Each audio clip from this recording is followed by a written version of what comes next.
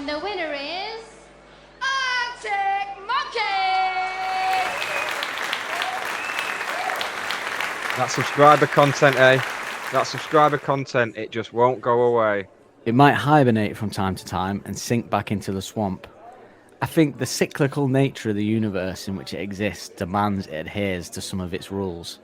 But it's always waiting there, just around the corner, ready to make its way into your ears and smash through the gated payment system, sounding better than ever. And there's nothing you can do about it.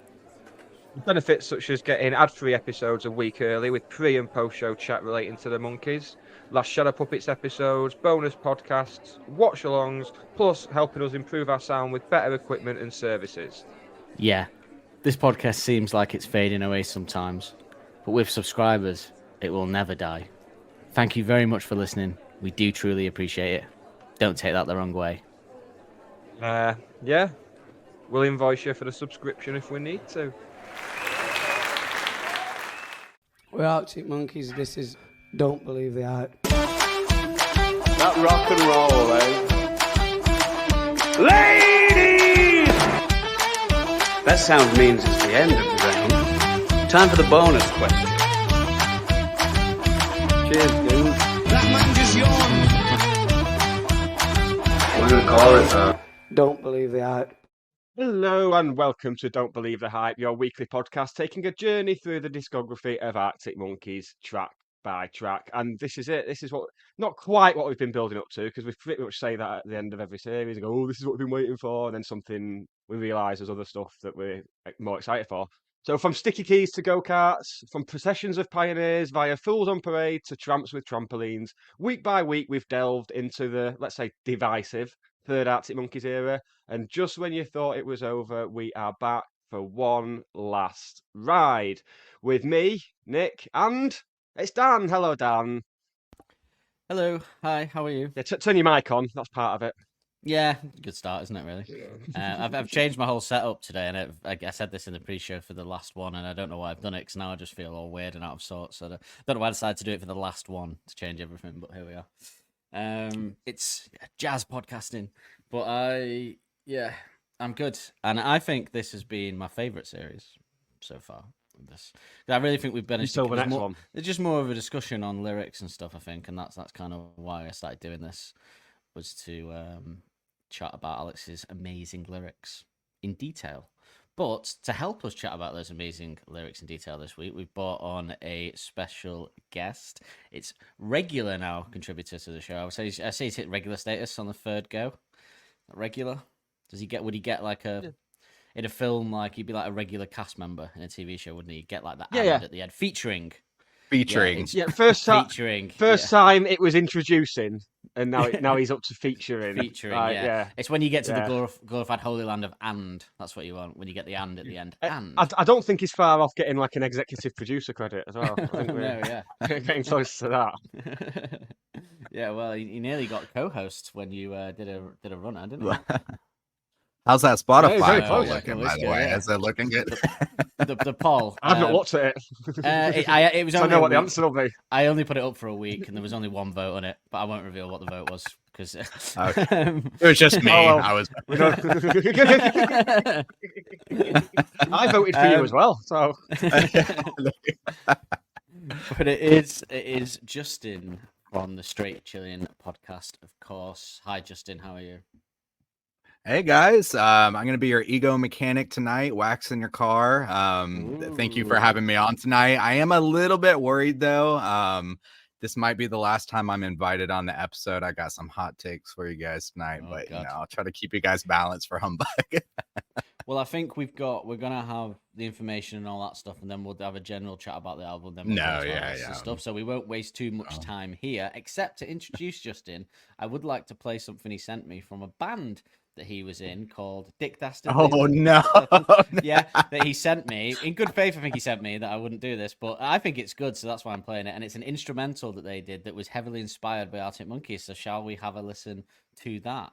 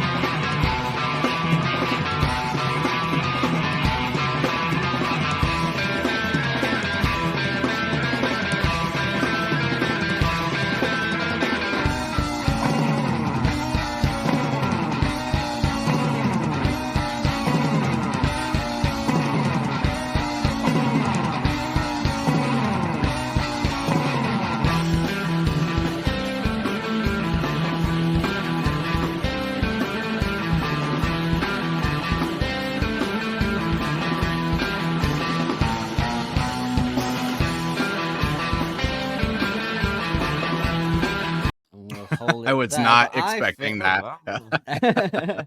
I think. Well, I like it. Talking I of think not it's good. expecting a musical interlude, do you remember our band that we were in, Dan? Unfortunately, we would have loved to have made that. Well, wouldn't have I got a surprise for you? No, you I'm haven't. joking. No, thank God for that. Don't Yeah. worry. Don't As worry. much as I'd love, I don't know where I would find them. I've got a laptop in there, and I don't know what year I bought the laptop in. That's just like an old Samsung one that sits there, and I wonder sometimes. I wonder if they're on there. I wonder if that's where they are. I'll throw that into the But sea. I don't know. I found the old MySpace page is still up, but you can't play the track, unfortunately. Well, fortunately. Oh, believe me, Uh, mate, you will not believe how many times I have been drunk and people have asked, "Oh, I didn't know you used to be in a band, Nick." And then we've gone and looked for the I mean, even MySpace that- and to find familiar that it's not still there. You even can't that's download it. even that's still like a state where you used to be in a band. I mean, it's not even really accurate, is it? I wouldn't have even called us a band, to be quite honest with you. But I would say that if you crack some lyrics on that, Justin, in circa 2006, you would have got an album and a tour in the UK at least. Definitely. Yeah, that was And like, just- probably a reunion tour now as well. you'd be doing. A tour of Unfortunately, the yeah, UK. that was about 5 years too late. Actually, I think that we were writing that right around Humbug, or right after, I guess. So probably around 2010, 2011. You can certainly hear the Arctic Monkeys in there. I would say. Oh yeah. Yeah, I like the bit after I did a kind of hard cut in the middle, but the bit after with the drums and that, the second half of it. Big fan. Yeah, the surf Big guitar. fan. Actually, that might have Surf been guitar, yeah. influenced by kind of the second and C sound of like brick by brick and stuff. Ah, Yeah. coming. Well, yeah, you'll get there. It's coming. You're not allowed to Summer- mention the "Suck It summer and of See" love. because Dan just can't contain his I mean, excitement. Before we Right. come back mid-July, I don't know how many Suck It and See listens I'm going to have had at that point. Like it'll be insane how many times I'm going to listen to that vinyl. I mean, the sun was I'm out on for a week 6. and I listened to it 3 times. So yeah. So there we go. And I've now decided that Tranquility and The Car are my summer albums as well. For some reason, I like listening to them in We've the entered sun. that Maybe just discussion, all haven't Arctic we? Monkeys. Just Maybe all- everything's for the summer. Maybe it is, Yeah. yeah. Except Humbug, maybe Humbug's moodier. Humbug is Oh, my although it's autumn deserty, though. album. Yeah, Yeah. Humbug is generally my autumn album, and actually because it came out in autumn, but I generally listen to The Car a lot and during the autumn time. I found last year because it was the kind of first year reunion. So, but yeah, AM and Second and C are AM, definitely my boss. summer albums for sure. Yeah. Yeah, AM does naughty things to me in the summer there, so we can't with the wilds and the heat and AM. Yeah. Yeah. Now he's got a girlfriend. He's only allowed to listen to AM like a certain number of times in the summer because it makes him do bad things. Yeah, we just listen to it together at our sex parties. Oh, there you go. Yeah. So which you've never been invited to because of this attitude. So shall we go straight into some information on Yeah. Information action ratio. Ain't that the place to go? I resisted the temptation to do the go. Yeah, it's you do what you want. You're a guest, and it's the wrap up, so you can do what you want. I only. I love that. I think that's my distracted. favorite clip. That's my favorite one. I think. I think that and the gear one. The gear ones might be. No. Is it the gear one? What's the gear one? Technical advances. Yeah, that's my favorite. Yeah, I think. But okay. Humbug is the third studio album by the band, first released on 19th of August 2009 through Domino Recording Company. I wouldn't say Domino Records, but it says Domino Recording Company here, so I went Domino Recording Company. Like their previous release, Favorite Worst Nightmare, Humbug was released first in Japan, followed by Australia, Brazil, Ireland, and Germany on the 21st of August 2009.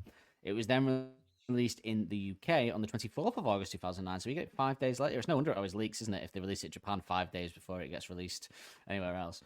Not that I'm saying the Japanese are particularly like leak worthy. I just mean if you're going to release something. In the US on the following day, and in Greece on the 31st of August.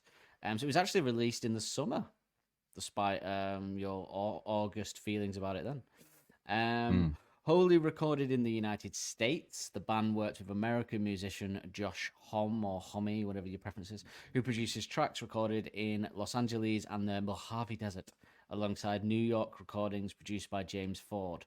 Musically, the album is a departure from the garage rock and punk influenced sound of the band's previous work, incorporating elements of stoner rock, desert rock, surf rock, and ambient tones. Holm has been credited by writers for introducing the album's darker sound. What did he? Percussion instruments were used on the album, including xylophones, glockenspiels, and shakers, and frontman Alex Turner's vocals on the album are noted as a drastic change from the frenetic and upbeat delivery of Arctic Monkeys' previous albums to a slower and more hushed approach. Turner's songwriting also is a departure from his kitchen sink realism poetry, instead being replaced by analogy. The album's release preceded the band's headlining performances at the Reading and Leeds festivals at the end of that week. It topped the UK albums chart and has been certified platinum in the UK. The band stated writing songs for the album towards the end of summer 2008, with lead singer Alex Turner suggesting that the inspiration for the first few guitar riffs came while the band were attending the Latitude Festival in Suffolk. Tracks were written through the end of 2008, with recording taking place around the band's touring schedule towards late 2008 and early 2009, and Alex wrote all the album lyrically, obviously. While recording the album, the band incorporated a wide variety of instruments they had not used previously, all the aforementioned ones, and also a baritone and slide guitars can be heard, as well as a lot of new guitar effects. The guitar playing in the album has a desert surf tone. The presence of a variety of keyboards on almost every track was something new for the band, with lead singer recording all of them himself, with the exception of the album's singles, which were handled by session and touring keyboardist John Ashton. The presence of new percussion instruments were also evident as the band used all the previous things that we mentioned. Shakers. Is a shaker just simply what it sounds like? A shaker? Yeah. Does what it says on the tin. Does what it says in the tin. While being interviewed for the BBC's The Culture Show, more on that next week, Turner and Matt Helders cited Jimi Hendrix, Cream, Jake Thackeray, John Cale, Nick Cave, and Rocky Erickson and the Beatles as influences on the recording of the album. Bands should be banned from mentioning the Beatles as especially just throwing it in, and the Beatles.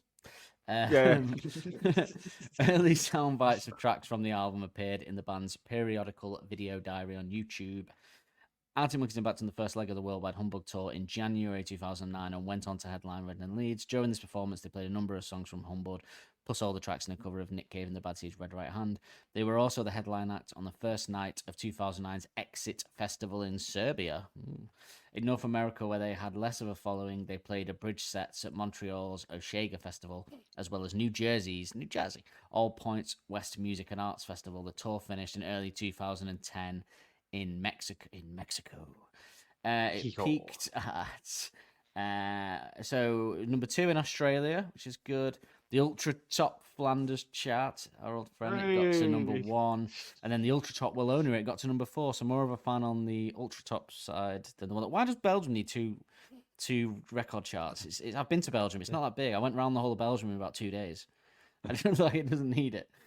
Sorry, Belgians, if you're listening, but great chocolate.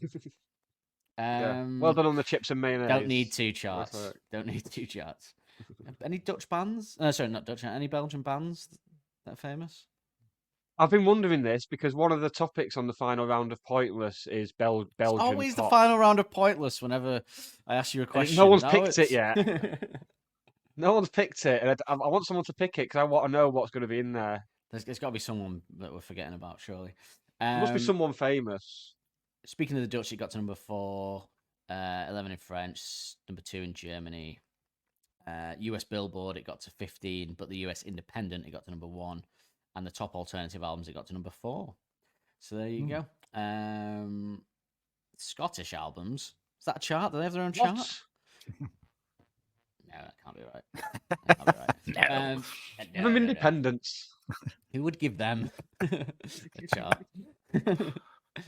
I've got Scottish family before anyone.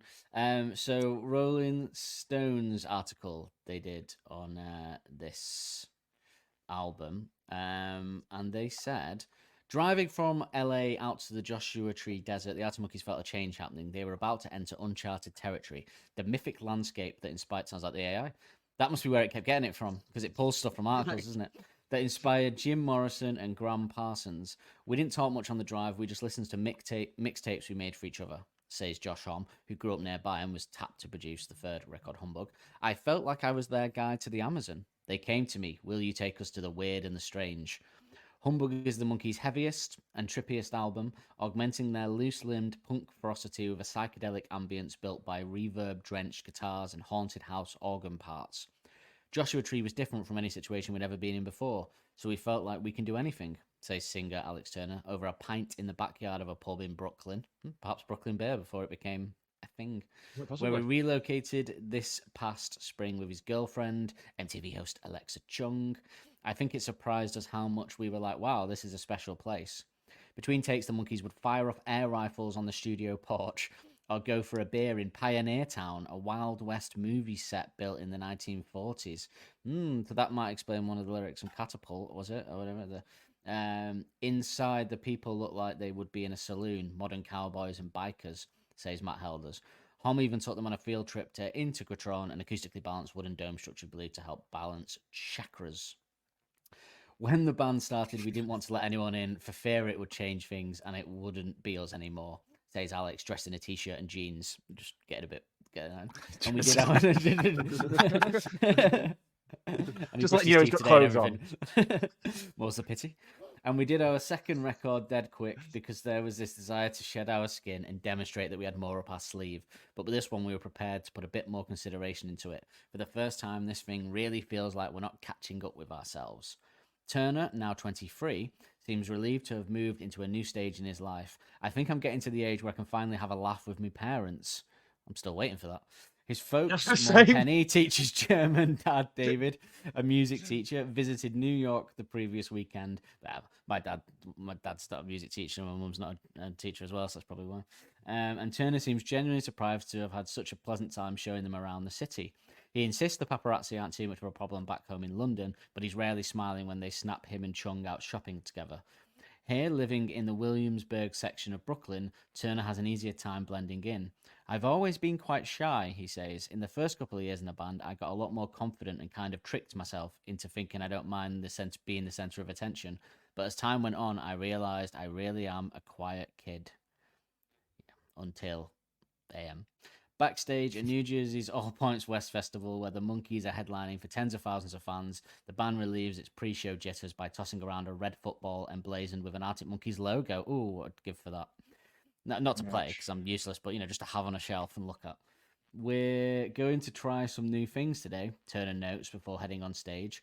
And with the downtown Manhattan skyline facing them, the Monkees throttle full force into the psychedelic stomp of a new tune called Pretty Visitors, whose low-end sludge is as thick as the mud in the festival's rain-soaked field, taking a lyric from the song there for that. They pepper their set with Humbug tunes, and blah, blah, we don't really need to know about the gig. We know all about that. Lately, Turner has been thinking about the name Arctic Monkeys. The band chose it before deciding who would play what, and how it didn't fit the group nearly as well then as it does now. The name really doesn't suit our debut.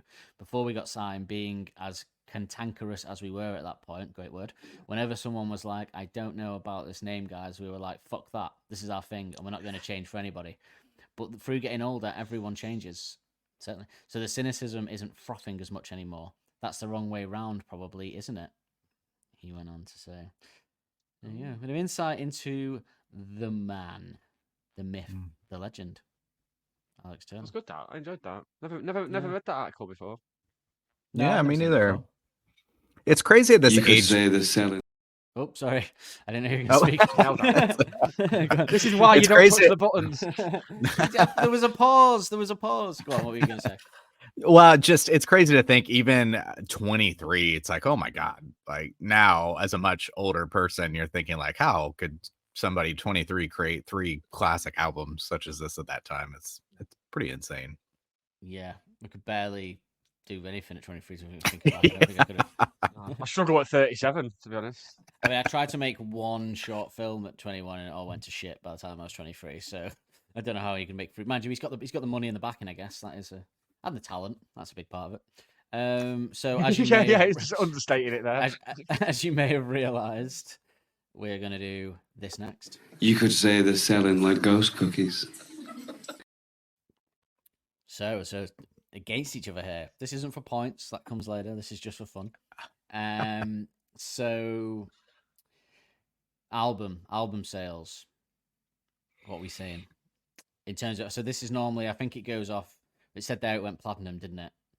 the album. I think it's not. I think that's normally based off the first year. Is it?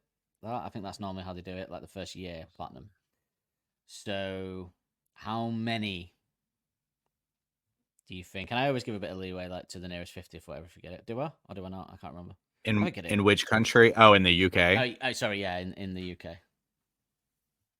I think we talked. Oh no, we were talking about the charts for like Frightline Dining Room. Oh, you guys have talked about it so much. I feel like I should know at this point. Well, this is the album alone, so just the album sales. So Humbug, how many records did they sell in the UK of Humbug in that first when it went platinum? And as we know from previous ones, the platinum, gold, and all that really means nothing because they never make any sense. What it takes is at any given point, like you probably only have to sell 5 records these days to go platinum. So I don't know what. Just one time platinum? Yes. Because don't they like multiply sometimes, like 10 times platinum or whatever? This is just the one, unfortunately. Okay. I would say 300,000. What did you say? 300,000. Okay, Nick, what are you gonna have a guess? Is that too high? 300,001. No, I'm gonna go. I'm gonna go 2 million. I'm gonna go for, and we'll probably find somewhere in between the two. Amazingly, it's 300,000 is the correct answer. Are you serious? Genuinely, that's why I laughed because I thought I misheard. Are you serious? Bang on, 300,000 is the answer. Okay. How many times platinum did the debut go? Yeah, so what? Nick, it never what makes is any platinum? sense. I mean, God knows, by Suck It and See, it'll probably be like 10 will be platinum because of streaming. I don't know. This includes. Oh no, this doesn't include streaming yet because at 2009 it hadn't quite. There, yeah, this is shipment figures based on it as well. Whatever that means. Shipman. Harold. Harold Shipman. Well, I was just trying to figure, like, from the size of the UK, I thought like maybe 250 might be the cut, like the point of being I don't know. I'm not sure what the point is. See, Nick being as bitter and twisted as he is, has probably already decided that you cheated. So no, Ghost Cookies is fast becoming my least liked feature on this show now. It's going to be. Well, you have a bit of a shot because I think from Suck It and See, you'll have multiple Ghost Cookies to do, so you might have a higher chance to get it wrong, or you'll just get more wrong. Either way. Oh, good. I look forward to that then. Because we're moving out of there's more international figures coming from next series, but that's that. Well done, Justin. Amazing. That's nuts. Well, Nick, for the shot in the quiz dark. Shall we get some reviews of the album? Yes, let's do it.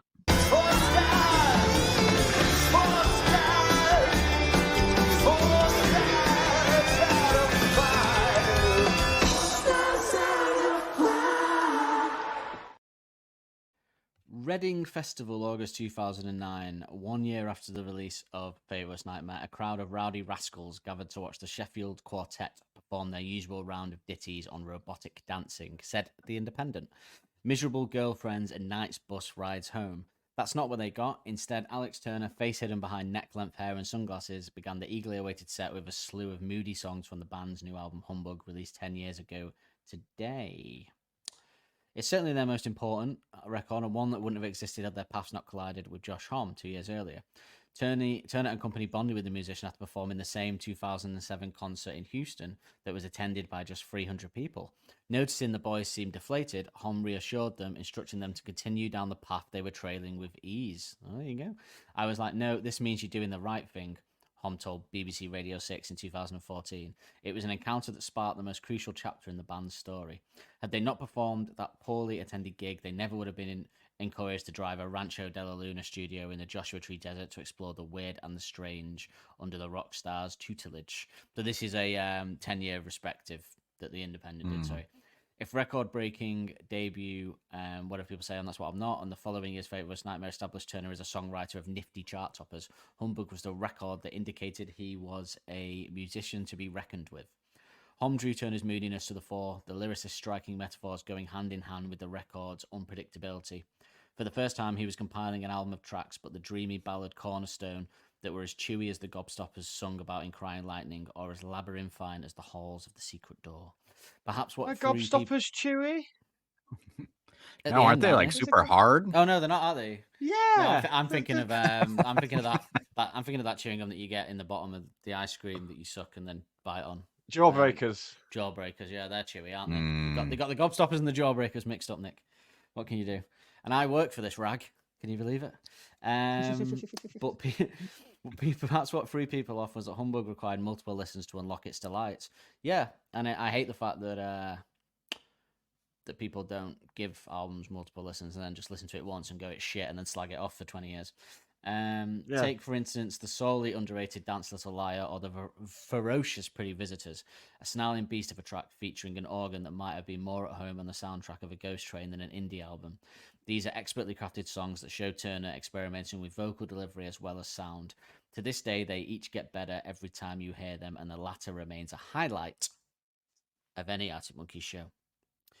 And then we have our friend...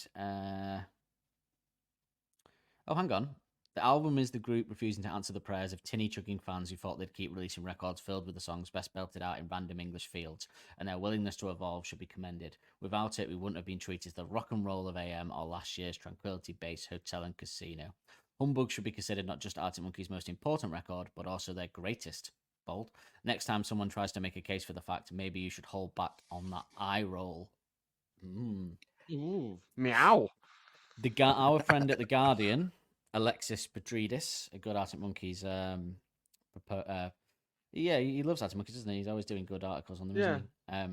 He's probably the best music journalist out there, I'd say. Yeah. An odd sense of uncertainty hangs over the third album that almost guarantees success. If Oasis's continued ability to fill arenas proves anything, it's that the kind of lumpen lager chugging fan base both bands share doesn't desert easily. So this is from the actual 2009, this review. It's old, but they have to change, as all bands predicated on earthly, honest depictions of everyday life must, when the money rolls in and the models start forming orderly queues to hump you. Alex Turner, now resident in Brooklyn with Alexa Chung, is some distance from the kebab vans and indie discos of their early tune, From the Ritz to the Rubble.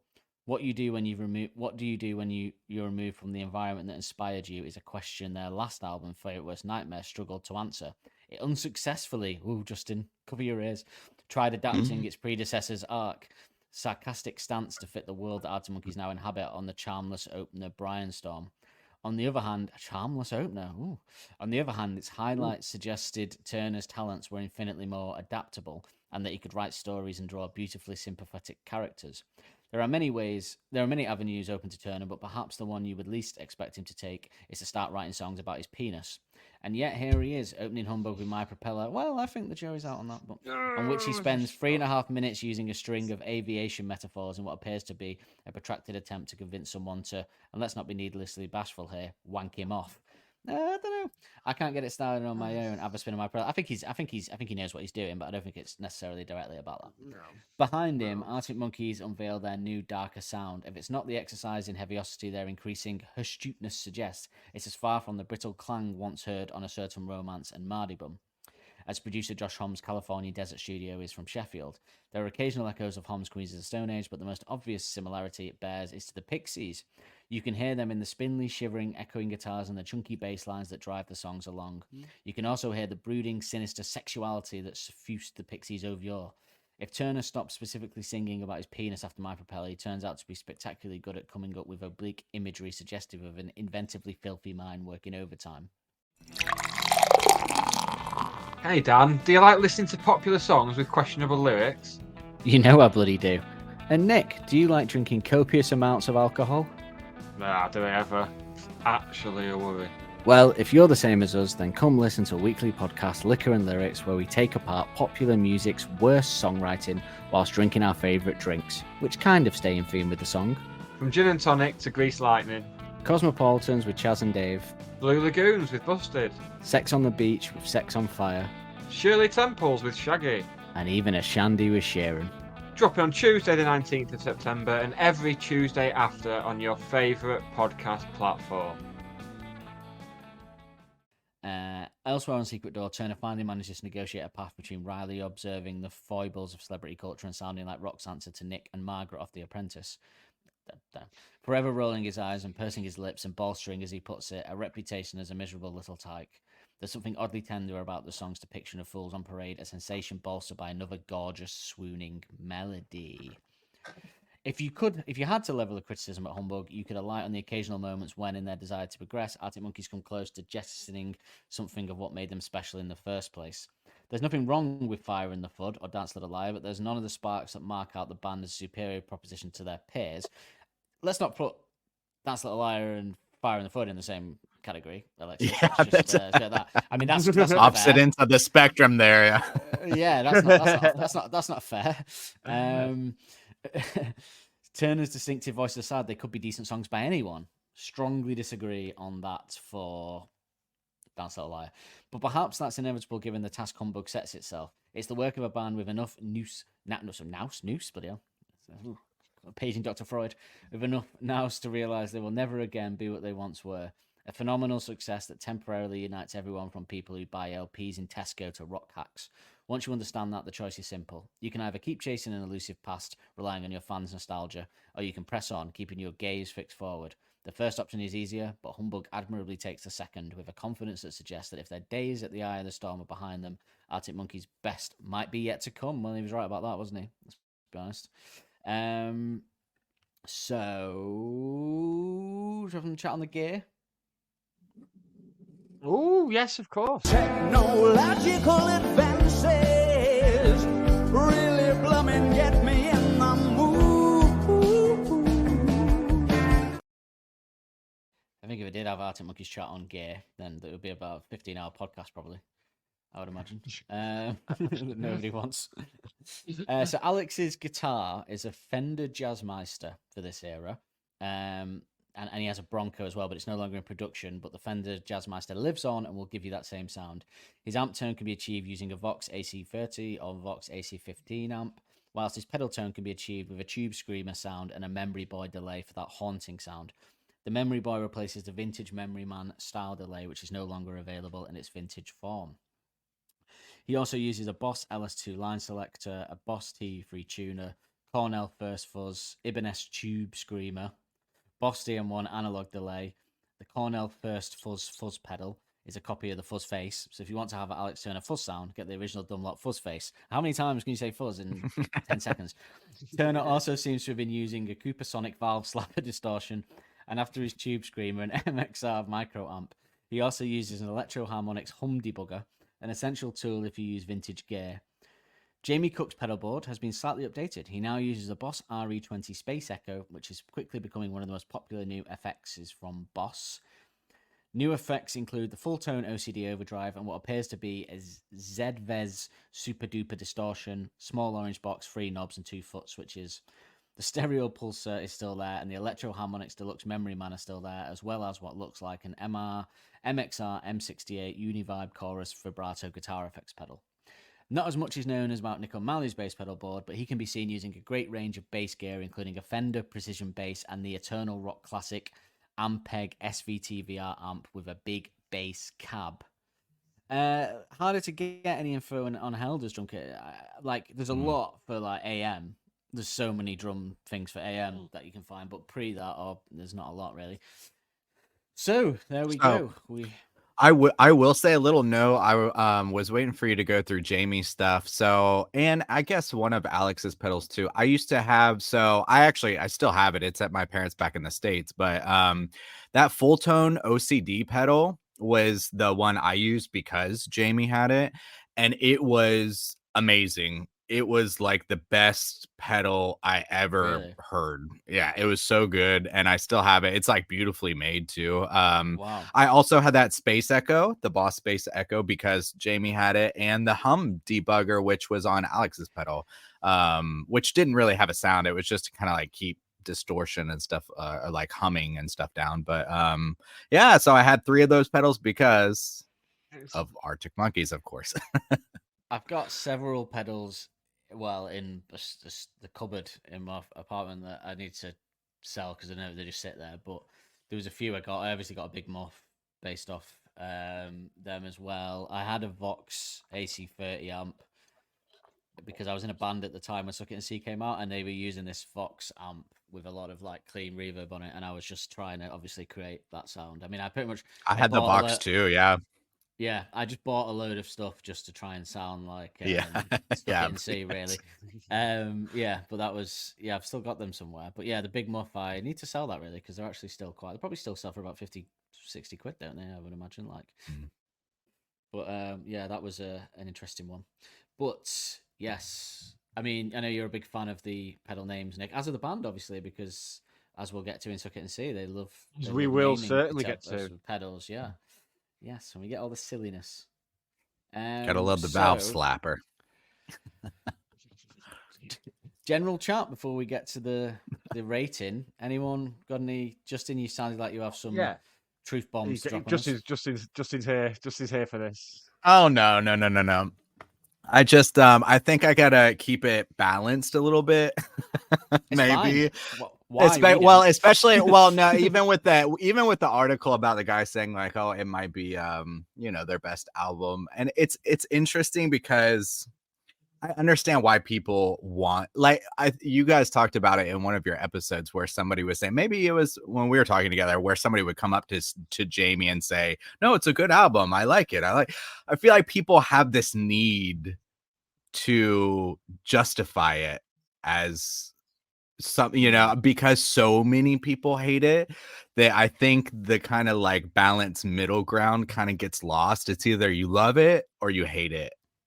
And it kind of gets lost in that sometimes, I think. Yeah, no one's in the middle. And I think you said a similar thing on the Frightline Dining Room episode, and I think a lot of it with that stuff, perhaps I would imagine, anyway, I could be wrong, but the more defensive people are probably UK fans, because at the time it was the hate for it after the love for them was like palpable. So you had to kind of live in that kind of shift, which is weird.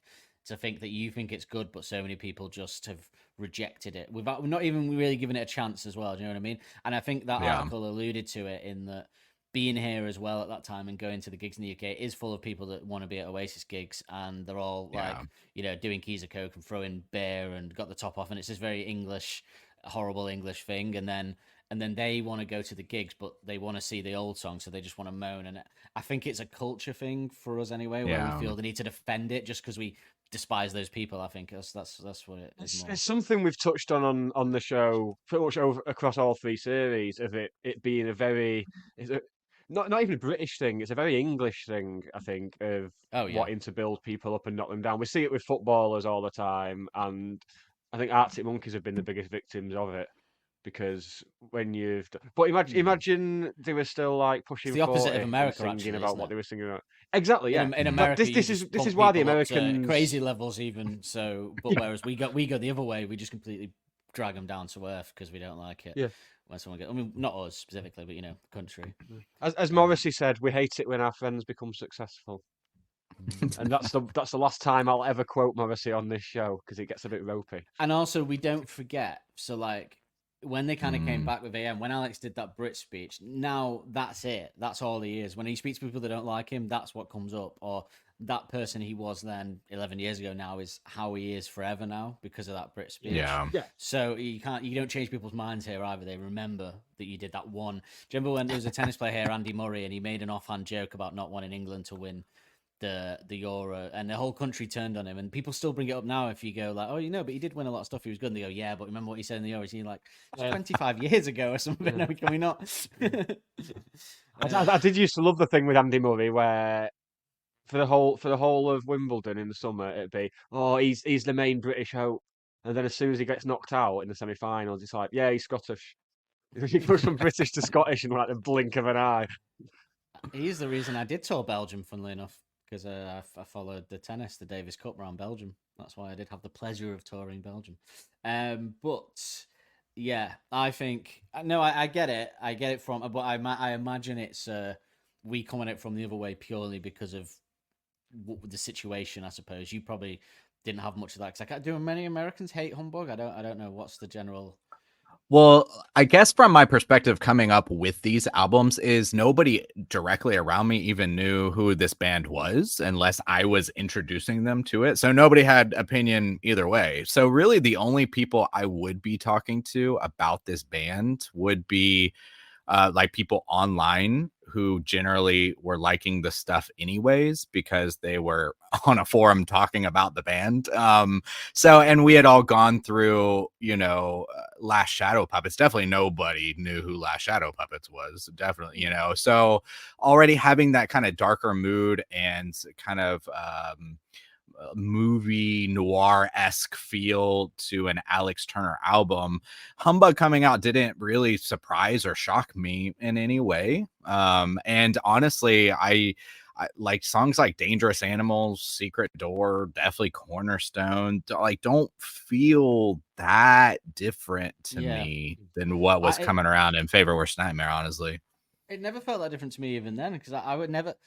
That's part of it as well, I think, is because I didn't really get it. I understand the difference because people here just want the poppy songs and stuff. Sure. But I remember when I first heard Crying Lightning, I didn't think, "Ooh, this is it." Not like when I first heard Star Treatment. That's what you call a departure. Do you know what I mean? Yeah. But I didn't listen to Crying Lightning and go, "Oh God, they've really changed."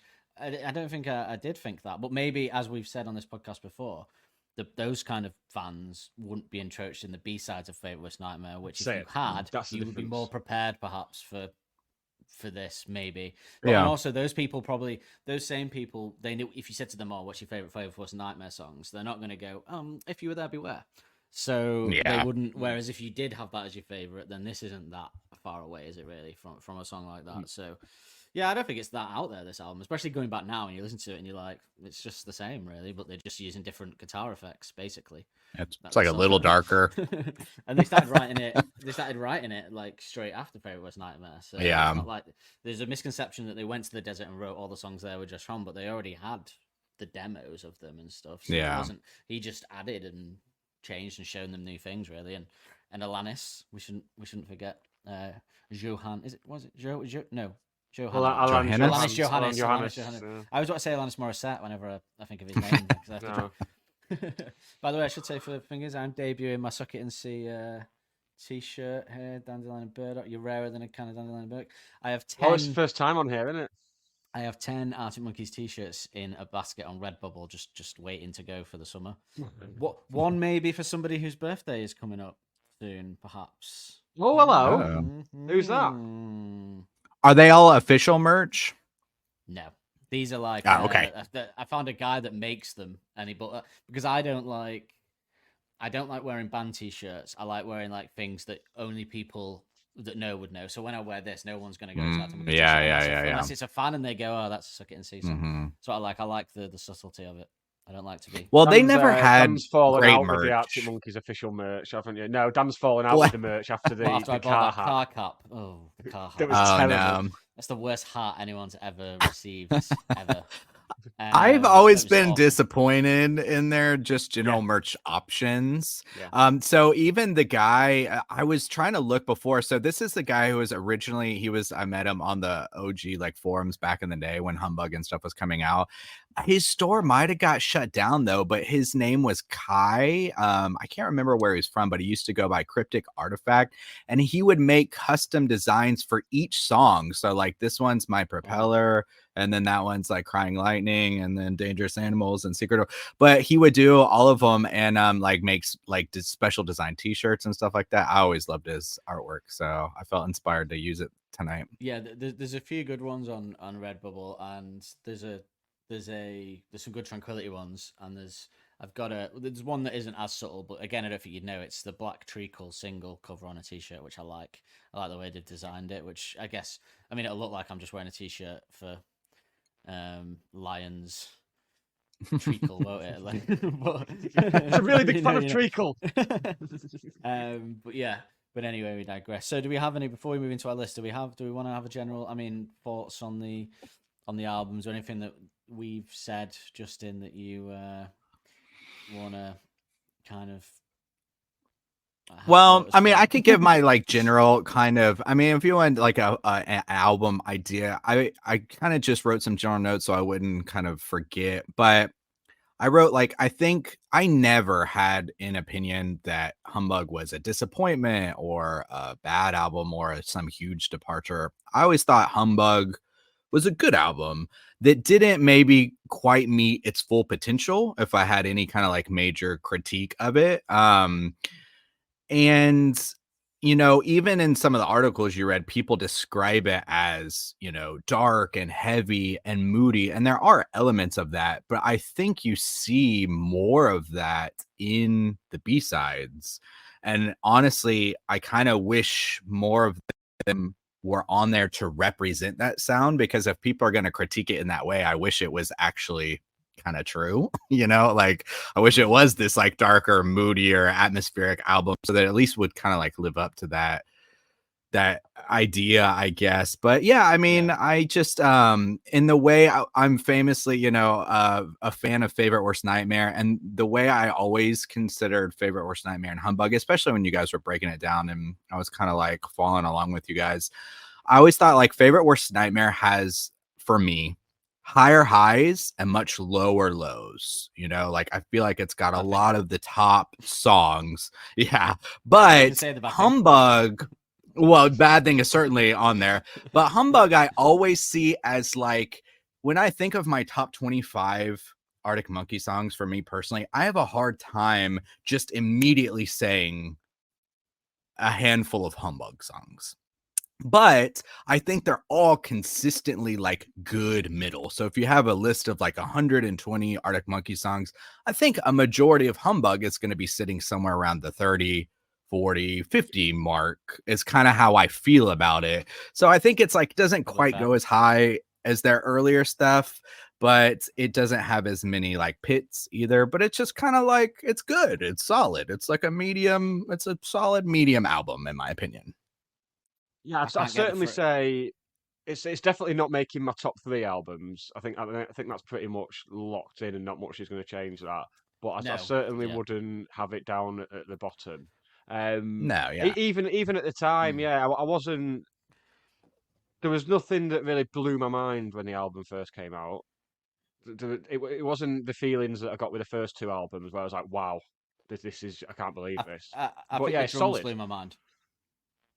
That's fair. That's the fair. one thing I would say. In fact, Pretty remember, Visitors would have been a point where I thought, "Wow, this is different." I know there's some great drums on the first 2 albums, but I think there's bit that when I remember first listening to it, I remember the drum bit in Dangerous Animals, the drums are Pretty Visitors, the drums are Dance Little Liar, and the bass of Dance Little Liar. I think this is Nick and Held. If you're gonna Nick and Held is that they're the champions, I suppose, of the album in terms of. It should have been Nick's album.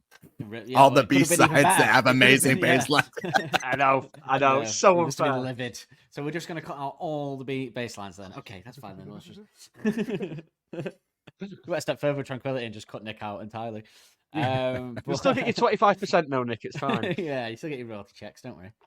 I mean, where do you stand on my theory has always been that it's the most important Arctic Monkeys album, whatever you think of it as a record. I think it's the album that, and I only mean that in the sense that it changed everything. We wouldn't have had any of the later albums without it. But there is an argument I saw from someone that Suck It and See is the most important album, and they had a good defense that we'll talk about next year. It was a good. The reasoning was good. The reasoning was basically that it's like them at their funnest. They were more relaxed than they ever were. They were just doing like these fun songs that they were messing about with some of the lyrics and just having a great time. And then that led to them slipping into AM in that same way. Like, so that is an argument. But I think without The Desert and Josh Homme and Alanis Morissette, I can't say it, and and the rest. The only someone's just tuning in now. Alanis Morissette was involved, was she? What's she got to do with it? Without all of that, I don't think you get what comes, whether you like it or not. Yeah, I think it's true, and it's interesting to see elements of here of even I'm going to mention one that actually really reminds me a lot of AM, and you guys were talking about joining the dots and seeing the trails going to Second and C and stuff. I also think it's a lot of the situation, as they were talking about Alex moving to New York. I think my opinion, especially knowing that My Propeller wasn't done, was done with James Ford, I think there is also an argument to be made that based on some of the B-sides that were coming out, or some of the songs like they were playing like Terror Pocket, and you got Nettles, We know Fire and the Thud was written around like 2007. And so there could be this argument too that had they just recorded with James Ford in New York and just Alex moved, that actually it would have been a similar kind of path. Maybe, because even looking at the songs they made themselves, like Joining the Dots, they produced themselves. Join the Dots, Don't Forget His Like Sean, Afternoons, they're very moody, still kind of Western. Maybe they were influenced, but I don't know.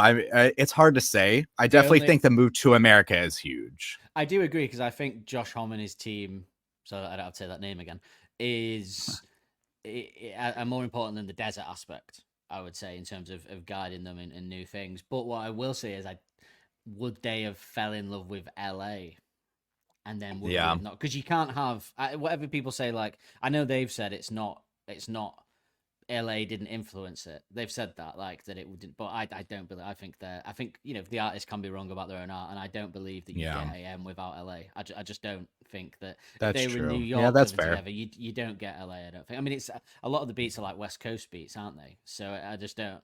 I think they're wrong about their own. It's still silly when you say that. They're wrong about their own work, but people are sometimes. They don't realize their own influences. But I don't think you get AM if they're in London. You know. No, I don't think so. Definitely the move to America was huge for sure. Yeah, I guess America, LA, stuff like that are all part of it. I don't even think you get Suck It and See without LA either. It does have that, California sound. Alex certainly doesn't create that character that you had around that time without LA. I don't think that whole rockabilly thing. But yeah, I do think Josh Homme and that are more instrumental than the desert itself, because I used to think the desert, but then covering it this season, which Nickel hates, I said season instead of series, but I'm over it now. You always do it. To be honest, I felt like you'd gone into a daydream when Justin said move into New York, and I think you just started playing the Wombats in your head. That's I could tell. Fuck off! I saw your eyes. I saw your eyes glaze over, and I thought he's thinking about the Wombats. That's exactly what happened. That's exactly what happened. Would you like a book? Damn, that's a song I haven't heard in a long time.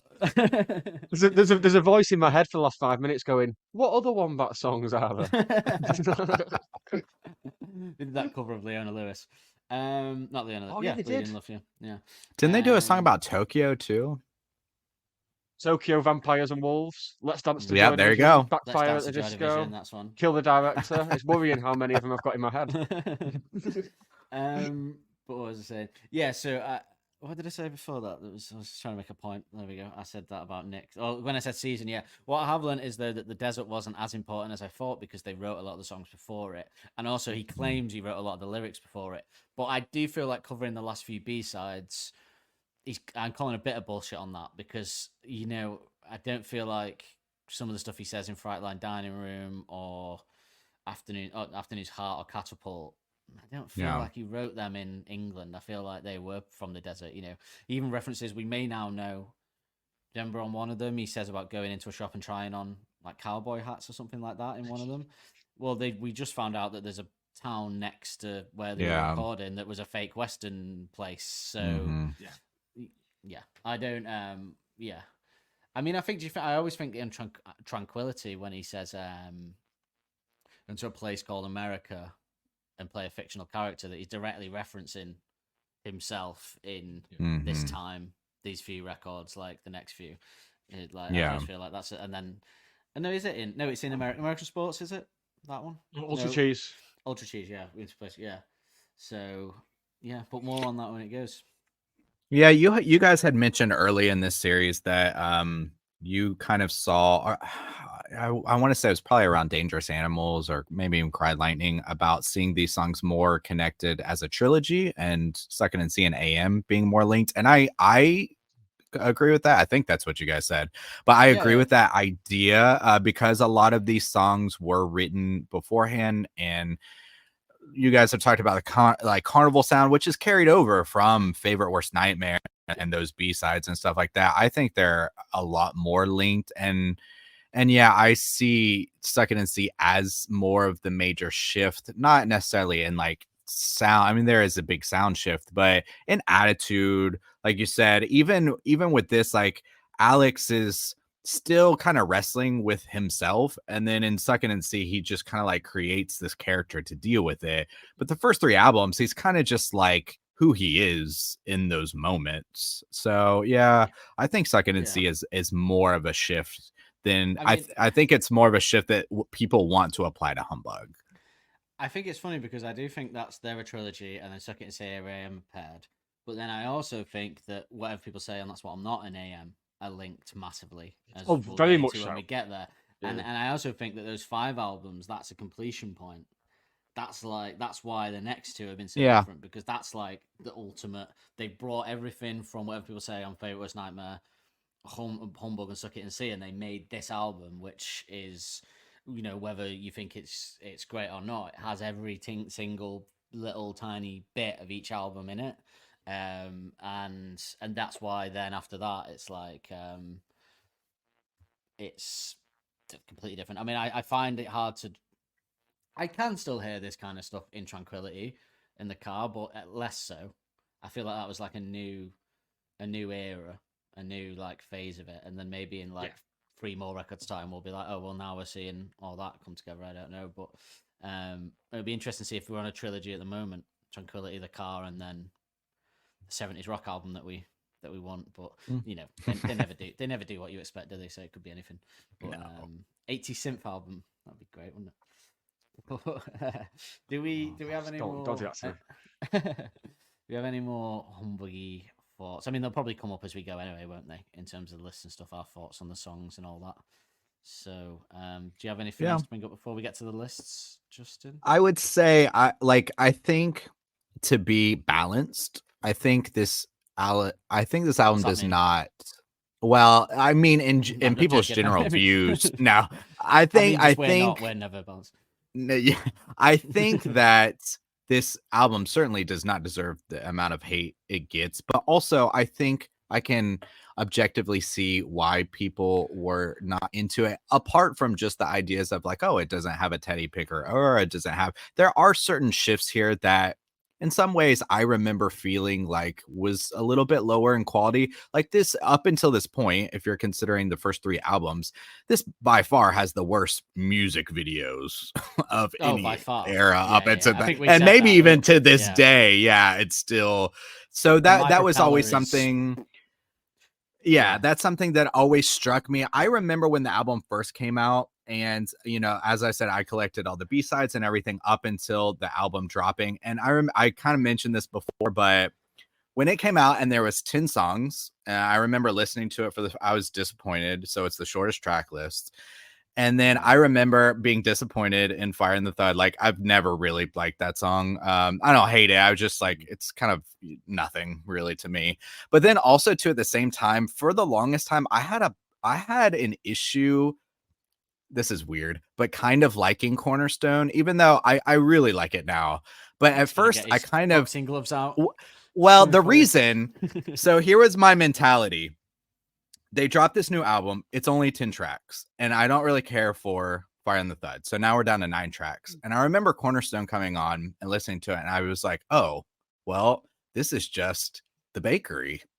Like that I had been listening to, you know, because I had followed them like during that era. And so I was like, oh, well, now we're down to like 8 tracks, and kind of being disappointed by that. Now, eventually, we got a ton of amazing B-sides from this era, and I was like super happy with those. But initially, I do remember that kind of like disappointment and like the Crying Lightning video not being very good, even though I like the song, and there only being 10 songs. And just like, so I do understand like some deflated feelings around this album, depending on when you listen to it. Actually, I was going to say, because we agree, but so what do you think of the Cornerstone video though? I'm fine. I like the Cornerstone video in that it's the best of this era.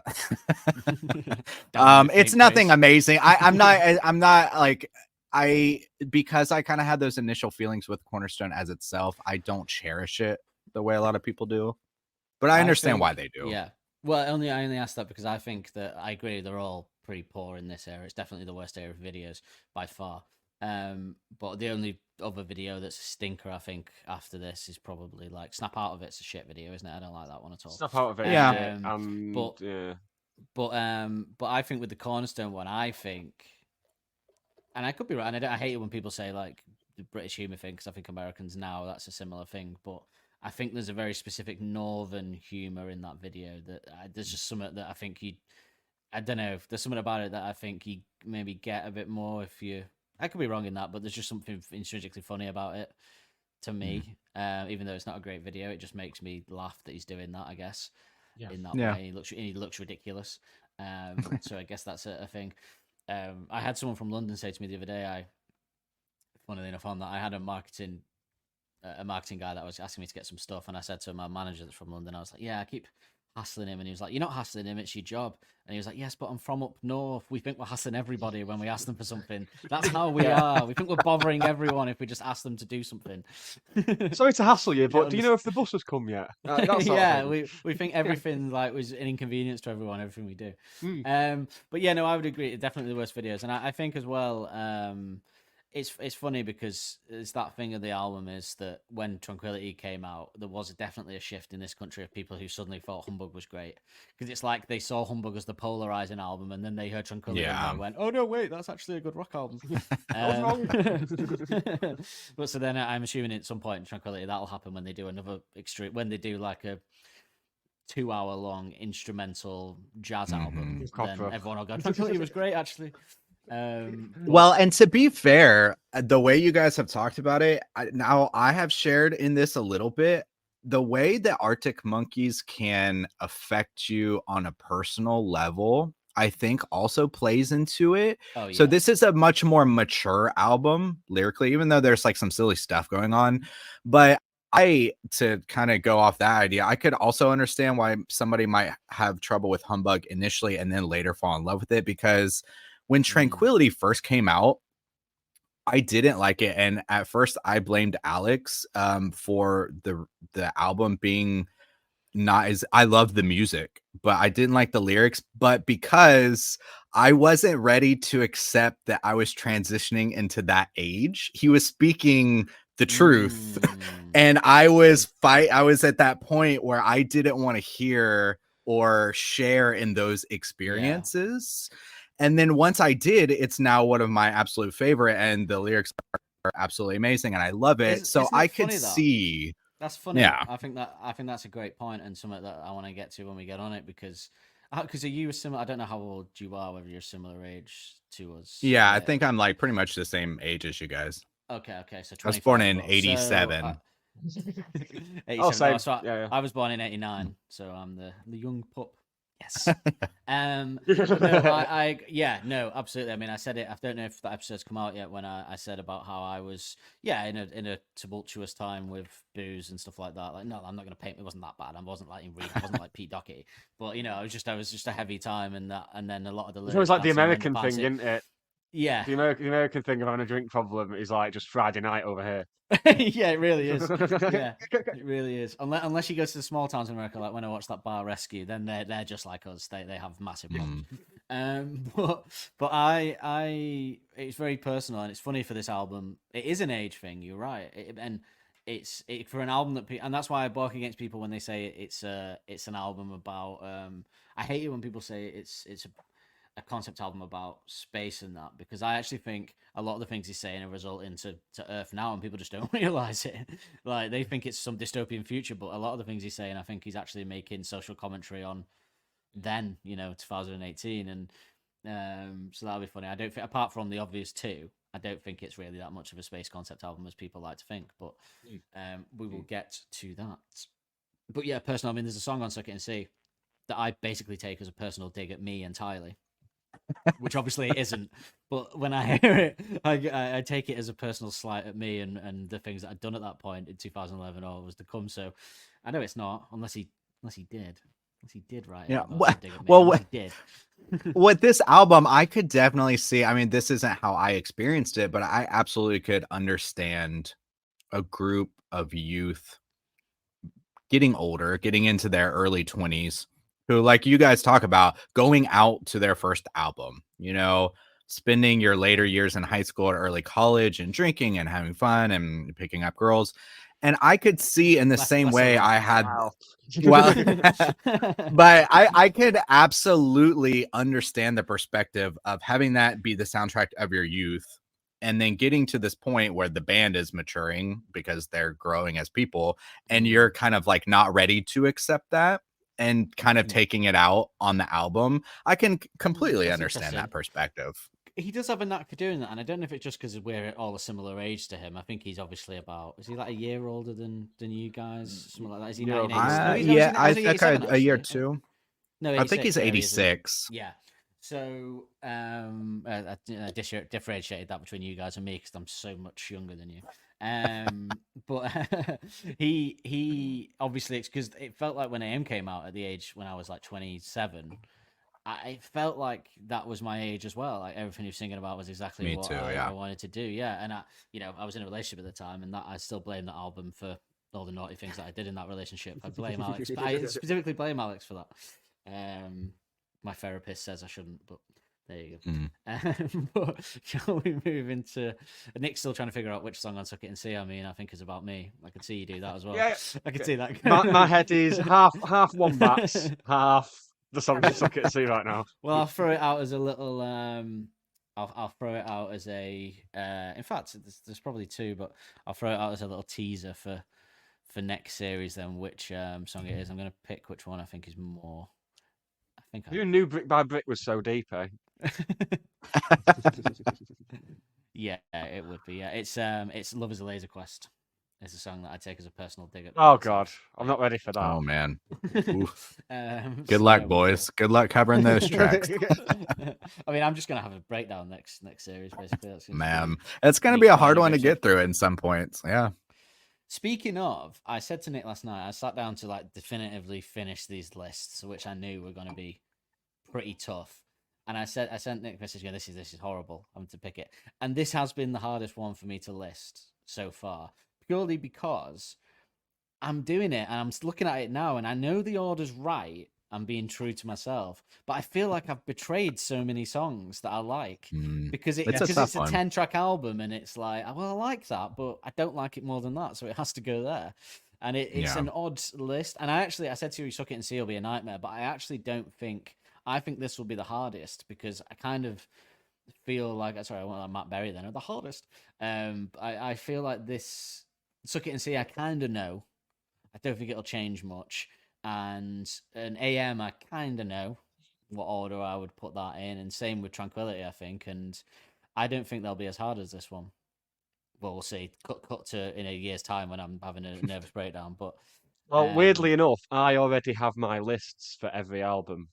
I've done every album fairly recently. Yeah, but I have my list for every album, but it's all going to change, obviously. Yeah, when yours change. Yeah, no, but any list but I'm you just do, doing an you go, but it experiment could to change see tomorrow. how much it changed. Yeah, it might change. I should never have watched High Fidelity. If I'd not watched High Fidelity when I was 18, I would not be like this. Oh well. But I think it will. I think also can see might change. Listen to it. I think that'll be the one that won't though because I listened to it so much already that I don't think I'm going to have any new revelations in there. But AM could change. Revelations even. AM could change. Tranquility could change. I would say the two I'm sure of are Tranquility and Suck It and See perhaps because I probably odd thing to say now, but I probably listened to them the most in recent years. They're probably the two that I've listened to the most, Suck It and See and Tranquility. And I'm looking forward to getting. But I am looking forward to getting into the weeds of AM, and maybe that'll bring me back my memories of what my favorites were and stuff. But because that like it's funny, like I couldn't believe it when you said you weren't a big fan of I Want It All, but I really love that song, and I've since learned that lots of people don't like it, but there's a section of that song that I love, and that's why I rate it quite highly. But I think you know what section it probably is. But I do. Yeah. But but shall we get onto the list then and see what onto the Schindler's sparks? Schindler's List is probably easier than this one. Yeah. People had a better time in that than they have done doing these lists. Last night trying to do this. So we'll go in different orders as we go, but I'll kick off proceedings with my least favorite track. I mean, I think we're probably going to be. I would imagine we're all ticking the same box here. I've got Jeweler's Hat now. I've got Fire and the Flood as my least favorite song on the album. Justin? Yes, same. Yeah, absolutely. I think you've already slagged it off 4 times already in this episode. So Yeah. that was good. Nick, I assume. Yeah. Cornerstone now. Fire and a thud. I think. Yeah. I think it may have gotten the album purely because of the guest being Alison Morissette again Yeah. now. Alison Morissette, but She's everywhere. But I so because I can't understand. But then Josh Holmes said at one point this was like one of his favorites off it. So I don't know, mate. And they have done collaborations before. I mean, Plastic Tramp had Miles on it. You Miles know, doesn't count. well, he doesn't. But also, I mean, Bad Woman. I mean, yeah, I don't. It could be. I think there's something personal going on with this song Woman, yeah. that they all like. I don't. There's something about it that just. Think It would have made a perfect B-side. I mean, you know, like this B-side where it's like this moody type of song, you know, but it's just not good enough. It doesn't really do anything. I was expecting us to get a barrage of shit when we didn't like this because I thought I'd heard people saying they really like it before now, but I must be mistaken because no one cared, and most people I speak to agree. So I thought we were going to get like a load of people going, no, it's great. That I think I had a friend that loved it, and that might be getting into my mind, and I can never understand why. I mean, we kind of called it like it's doing similar thing to Dance Little Liar, but as Alexis Petrie said, but that does it well. That's where he's wrong, I'd say. But yeah, that's where you're wrong. But Hang on, you can have one. You can have one.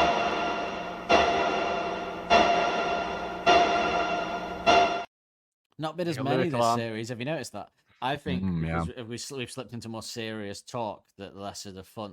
There's been less fun shenanigans as there has been on the previous 2 albums. I'd say more on that, which is fitting, I suppose, of the material. But yeah, and do you think though? Because I suppose you could say, based off your point, Justin, that if they had put Plastic Tramp or Bad Woman on Favorite Worst Nightmare, it would have been a pretty bad move. And if they had put You and I on Suck It and See, it would have been a pretty bad move. So maybe they just made a bad move with this one. But not that she's as prominent as like, say, Richard Hawley is on You and I, like sings the whole song, obviously. But I don't know. Maybe I feel like it's personal. I feel like they recorded it and they love it and they put it on. And that's, as I said on the episode, you should cut the ones you. Do we know if she recorded it with them? Like, do you guys think she came out to the studio? Like, do you think they had some experience? They with had it her there. Well, not there. She didn't. She did record it with them. So I know she recorded the whole song. Yeah, I'm pretty sure she recorded with the whole song. That interview we found with Alex, he said that she'd sent him some vocals she'd done. So it wasn't I'm even assuming she wasn't. thing. Yeah, because if she had like come out and they all got wasted, had an experience out there, or high on peyote or something, I mean that makes sense. But not just like I got this email from her. I got this from these sort of lyrics. I don't know really. I mean, I can barely even really hear her in it, to be honest with you. I mean, you can hear her, but I don't go, oh yeah, there's. If I didn't know, I think I'd just assume it was Helder's doing one of his falsettos. But I just Josh think Holmes' wife. I always said when it kicks in, that when it kicks in, it kind of reminds me of like a Kasabian song or something. I don't know, and I just don't like that. It doesn't feel very them. It's the least them. It's one of the bottom. It's one of my least Arctic Monkeys songs. Me too. That's the problem. So yeah, I mean, and when when you've got a song like Frightline Dining Room on the bench as well, there's no excuse really, is there? There's no excuse for this to be on the album either. They should have like, I mean, and it's the same story with Favorite Nightmare. When you got a song like What If You Were Right First Time on the bench, why are you putting the bad thing on the album? I don't understand it, but hey ho, hey, what can we do? You know, and that is, I mean, the rest of the band agreed with us on that Favorite Nightmare. It was just bloody Alex, wasn't it? There you go. But maybe there's a reason. Maybe if we lived in a world where What If You Were Right First Time was on Favorite Worst Nightmare, we'd go, that doesn't feel right. Maybe he knows better than we do. Nah. Maybe we need a comedy song on this album. You know what? To be fair, talking about, sometimes it's about context too, but even this is still relevant to Fire and the Thud.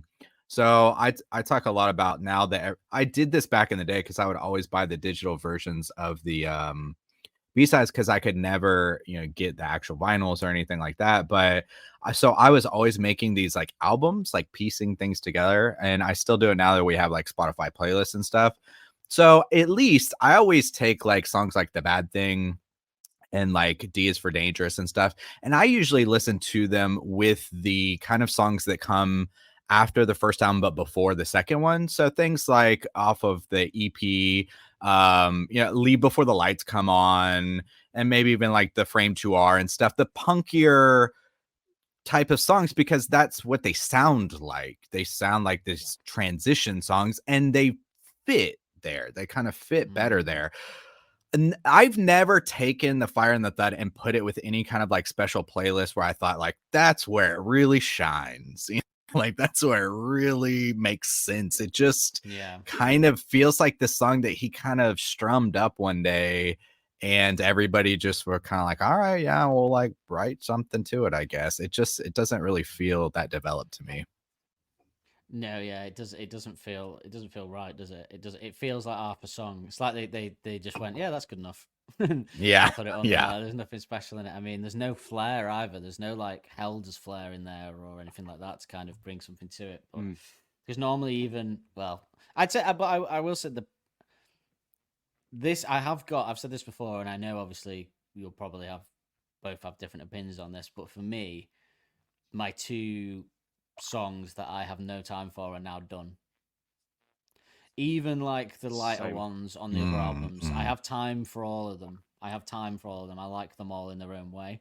But where even 2013, A Great Love of Mine, that everyone despises, which I understand is a pretty shit song, but I am in love with it. I just love it. I've even got to the point now where I don't particularly have time for Old Yellow Bricks either now. Oh, but that's personal, isn't it? After that episode, yeah. But that's entered that list now, which I did not expect. Very much... Well, if they played it live, like put it this way, if they played Old Yellow Bricks live, I'd get into it still. And if they played any other song live, The Bad Thing live, I'd get into it. Let's be honest. No, I don't think maybe The Bad Thing, but I definitely if they played Fire in the Flood live, I would be like, oh, why have they brought this back? Pint. So yeah, toilet, pint. So yeah, that's it. And much when we get to our live sets, there's a section in that I call "Let's Go to the Bar." I've got this as well. But right, so that's enough bashing. Let's get to all the songs we like, because then it was hard. Because that was an easy one. That one straight in. At number 10. There was no deliberations. This one I feel harsh on for me. In fact, no. Let's change the order. Let's go with Justin. What's your number 9? Oh no. Okay, so before I say this, what I do want to say is that like Nick was saying earlier, once you guys started the podcast, it really did kind of inspire me, where I also have my whole list now. And that definitely could change in the future, but I have now made all my list and like the B-sides and everything. And so when you asked me to come on here, I took my Humbug list and I thought about it, and I was like, I'm just going to use this list because it's the one I made even before you guys started this series. I was like, I don't want any peer pressure to like come in. This is how I felt about it. I've been listening to this album for, 15 years now. So, I generally have a sense about it. So I kept it the same. So at number 9, here we go. I have The Jeweler's Hands. Oh, wow. So... Okay. So here's the thing. It's fun. Why? Yeah. Tell us why. So I like this song, and I think it is a good arrangement. But in all honesty, it is a song that I just hardly ever listen to. And I think, even though I think it wraps up the album well and represents that sound, something about coming off of Dance Little Liar and Pretty Visitors, I just don't. I usually like in the album there, to be honest. I never just like kind of go into The Jeweler's Hands. I don't know. I just never craved to listen to this song. It's longer, which is fine. I don't know. This is one of my least probably played songs of their whole catalog. Well, okay. Well, we'll save. But when it's one that's vastly different, should we save it until we've all said where it is, and then we can kind of have a little chat about it? Should we do it that way? Because obviously varying degrees of thoughts on that. Although I will say this series has changed it, because I don't think if I'd go back 10 years, it would have been, I would have said I liked it, but I wouldn't have said I liked it as much as I do now. So it could be an age thing or not an age thing, but a different musical shift or something. I don't know. Picking apart, yeah. Yeah. So my number 9 is a song which I feel really bad about, but it naturally had to fall there for me, and it's Secret Door which, well, again, I'll just brief. So I really like this song, but when I was comparing it to the others, I just thought, even though I really like it, do you know what it is? I like there's a particular lyric in it that I love, the Butler on the Bookshelf one and stuff. But and I really like the melodic end and the melodic bits. But I just maybe it's I feel like the bits it goes melodic to drums and that and choruses and that feels very Favorite Worst Nightmare. Those middle bits, it's like Favorite Worst Nightmare paired with a song of Suck It and See gelled together in a way that's like a sort of Frankenstein's monster of a song. So I just don't feel like it's yeah, I don't. It just doesn't hit me like the others do, unfortunately. That makes sense. But I must stress, I still love it. Don't come and kill me, Alex. But yeah, Nick, number 9. See, you've both had a thing where you've said you feel bad about your choices, but you cannot feel as bad as I'm going to feel with my number 9 because it's not even that I don't like it. I think it's fair to say that Fire and a Thud comes below everything There's a gap by a There's distance. a Yeah, gap. the huge gap. Yeah. Huge gap. Yeah. So my 9th is Dangerous Animals. Again, nothing against it whatsoever. But just after listening repeatedly to the whole album, it just came in under everything else. Okay. Yeah. Cool. Well, we'll talk. A lot of people don't like that. I found out later like it. that a lot of people find it to be the weakest on the album. I was like, whoa, Yeah. that's a surprise to me. Well, when we reveal it, we'll say what we think on that. But I have a different kind of interpretation on it, I guess. Although it did shift when I was doing my lift to lower than I thought it would be. I kind of put them all in and I put it high and then it steadily got lower, I guess. But so Nick, what's your number 8? So My Propeller is 8 for me. My Propeller. That used to be one of your favorites. Well, so... Yeah, My Propeller's 8 for me as well. Oh well, there we go. Ding ding ding. We can talk about it then. Wow. I like My Propeller, but it's a comparison thing. It's just like I really like the intro and I really like the riff, like after it, the kind of almost Metallica-esque riff for me, that kind of riff. But then, which is funny because the year that I saw Arctic Monkeys at Renton Leeds, I think. Was that the year Metallica were there? And I didn't see them. I went to see the Cribs instead, which might be the worst decision anyone's ever made. I think I'd still do the same now, to be honest. I went to see the Cribs and then I went to use the porta potty because everyone was at Metallica, so it would be free, the horrible festival one. So I wish I had seen them though. It's one of those things where it's like, well, I should have just seen Metallica because I'll never get to see Metallica. Dan was having a massive drug-infused poo during Metallica, during Enter Sandman. I don't think I did. Oh no, I don't think I did drugs at that one. I was a naive boy back then. But I apart from weed, obviously, that's barely a drug. So yeah, My Propeller. I just think it's got a cool opening, and there's things I like about it, but it doesn't really it doesn't excite me to listen to it. I don't want to crack it on and go, oh, I want to listen to My Propeller. It's just I play the vinyl and I like listening to it at the start because it's the first track that comes on. But I would never go, I'm going to listen to My Propeller today. I don't think so. I only ever listen to it on whole album listens. I don't listen to it individually much. If that's the environment of it. It's a chill song, and it was an early favourite. But... Yeah, it was your number 1 when the album came out. Yeah. Much to Justin's surprise, as he said. It turns out Justin was right. It's fallen down in the 14 years or so since.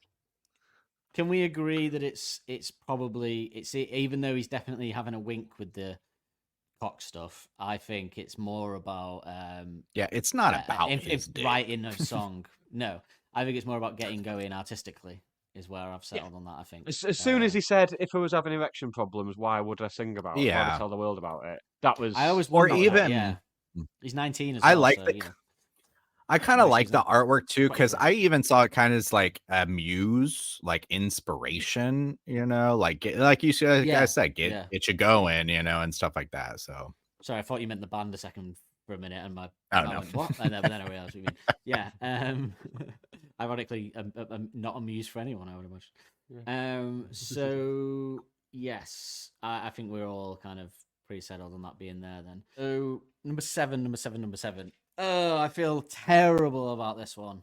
Terrible. And people might bring me up from the rafters, but I'm gonna go Crying Lightning. Same. Oh, really? Oh. I was actually. Wow. We should say before Justin says his that we've been pretty similar on every single list. So the first two, we didn't think we would be Favourite Worst Nightmare, and we were pretty much exactly the same, barring one song. So Mm-hmm. it's interesting to see if we're going to be different on this. And we so far obviously have been only one song has been different, hasn't it? Otherwise, we've been bang on the same again, which is odd. So we shall see. But yeah, Justin, what's your? Oh no, yeah, go on. Tina. I guess it's not Crying Lightning. So No, it's not. Yeah. Do you guys want to talk about why you put Crying Yeah. Lightning 7? I put it 7 because, and it moved a lot in the list. At one point, it was higher, and then I really love it, and I love listening to it. I think the guitars are amazing. The way it shifts. One of my favorite Arctic Monkeys moments is from the first chorus into the second verse, and the way it transitions. I just think is phenomenal. But I was just comparing it to others and listening to it, and I was like, I would just maybe it's because it's been overdone. It could be suffering from that being overplayed and overdone. I don't know, but I just didn't feel like I would want to listen to it more than I would want to listen to the ones that are higher or enjoy it more. Again, it's not one that I would play now. If I was going to listen to Arctic Monkeys, I wouldn't go right. I'm going to play Crying Lightning. It would just be if I listened to the whole album. It will come on playlists that I've put it on for like exercise and stuff. But other than that, it's not one I'll ever listen to anymore. Unfortunately, if it comes on, I will sing my heart out to it happily. But yeah, I don't know. I think it's just got overplayed syndrome. Unfortunately, Exactly the same for me. which isn't an actual medical It's condition. a staple in the live set, and you just kind of take it for I granted. love it live. Maybe, but I love hearing it live. Yeah. I wouldn't remove it. I don't think, unless you offer to put something else in that I love. But I wouldn't, Alex. But yeah, it's just it. Yeah, it's just been. I don't know. I feel bad about it, but Yeah. it's. I guess every album will have that. You know. It does. I mean, you got your dance floor, you've got your teddy picker. Yeah. I think Makes Grindstone sense. was quite low for me for that reason as well. Last season, yeah, just like that. I always love the. People say we do it on purpose, probably, but I do love the lesser loved ones. I always love, like they just sort of speak. It's just a coincidence, I think, that I just like them more. But it's yeah. So Justin, what do you have at number 7? Has your dad got some thoughts on Crying Lightning, Nick? I can hear him there in the background. Is he going to come in and tell us about what he thinks? How's he put it at 7? Wow. Okay, Justin, number 7. So number 7, in a similar kind of way, I do really like. I mean, this one is really hard. There's not a lot of choices to move around. There's not a lot of weak songs here, but number 7 for me is Potion Approaching. And I really like the song. I think it's one of the ones that has a sneaky, like, good groove, like puts you in a good kind of mood, or that has a fun, like, sneaky kind of energy to it. Yeah. I always really like it. But at the same time, you know, people compare it to like Nirvana, and it does have that similar kind of sound. It is a little simplistic. I do love the groove at the end. And then the freak out. It is a really fun, cool song, but also too, at the end of the day, I do feel like it's like, it's one of those album tracks, you know, that kind of moves stuff along. But at the end of the day, I get why they don't play it. I get it, and I think my 7 and 6 and 5, when we say them, I think are potentially all interchangeable at certain points, depending on my mood. That's what's one of them. I always find that with 7, 6, 5, that you know what your top 4 is and you know what your bottom few is, but that middle bit can change depending on. So that's how it's been so far. Okay, well, we'll talk more on Dangerous. Oh, sorry, it's Potion Approaching when we get to it. Nick, you number 6. Number 6 is Jeweler's Hands. Oh, really? Wow, yeah. Again, I'm surprised it didn't make the top half. Yeah. Yeah, so basically, it wasn't far off. It moved down a couple of places in the process of. You said it was going to be your doing number and 1 on the redoing this. episode, so please talk us through the change since then. Just because I must have listened back about 8 or 9 times since that, and found that there were just others I was enjoying more. I mean, it started the list at number 3 when I first started doing this list a few weeks back. It started number 3, but it's just with the repeated listens. Yeah, and I love the whole vibe of it. I love the sound of it. I love the whole carnival thing, as we've discussed ever since Favourite Worst Nightmare. That's a sound that I really love. But yeah, it just didn't make the cut above us. I'm still quite surprised at some of the ones that have made the top 5 for me. They really snuck up on me. I've learned a lot about myself in the course of doing this list. That's good. Yeah, finally, this is what it took. Finally. Okay, Justin, number 6. Number 6. Okay. Another one that might be, well, I kind of mentioned already, but number 6 for me is going to be Cornerstone. So this might be another like heresy, like you're crying lightning. But like I said, I have really warmed up to the song a lot more in the recent years. But also too at the same time, and I'll kind of mention a little bit later. I kind of had 2 problems with it, and especially now that we have 7 albums. The first one was when I first heard it again, I just thought, I always thought of it as a weaker Bakery, to be honest, because the way that the Bakery was set out felt Nick's getting well, well, because the way the Bakery set out is so endearing. It really yeah. reminds me of songs like Despair in the Departure Lounge and No Buses. The tone of what he's talking about matches the tone of the song.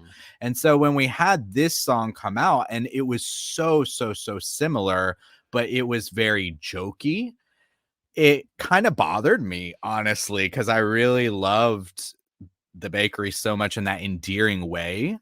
And at the same time, too, now that we have all these albums, I always listen to Cornerstone. And you guys had mentioned this in your maybe Dance Little Liar episode with Suck It and See, where you're talking about the Jamie Cook specials just became a Suck It and See album, like the Jamie Cook specials from Cornerstone. And so me personally, I always just listen to Cornerstone with Suck and See. I just think it sounds and fits better with those songs. And so on a Humbug rating list, I have it here. I like the song, but it's number 6 for me. Well, it's interesting. We'll talk about it when it comes up, but I agree. I mean, definitely, we said that on the episode. The Bakery and this are linked intrinsically, but I probably go the other way with it on that. But I'll save it for when it comes up, because my number 6 is Dangerous Animals.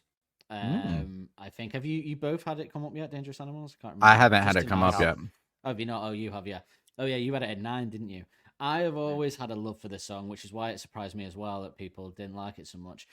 From the minute, not even the song, it was from the hint of it I heard on The View From that they did, where they're in a practice room doing it, and Helders is doing the drum. But it's the drums.